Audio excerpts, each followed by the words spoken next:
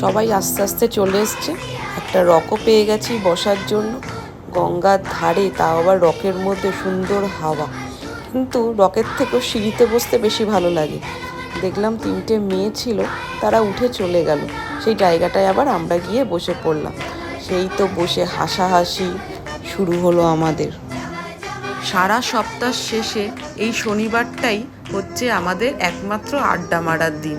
আর এই দিনেই সারা দুনিয়ার গল্প আমাদের হয়। যেমন এখন থেকেই চালু হয়ে গেছে পুজোর গল্প।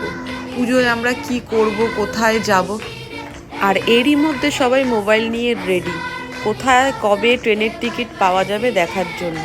আর দেখুন বাচ্চাটার বাবা কি সুন্দর গঙ্গার জলে পা ভেজালো বাচ্চাটাকে, দেখে খুব ভালো লাগলো। আর সবার সাথে সাথে আমাদের দুজনেরও একটু ভিডিও করে নিলাম, কিন্তু ইনি তো মোবাইল দেখতেই ব্যস্ত। যাক, দেখুক গিয়ে। তার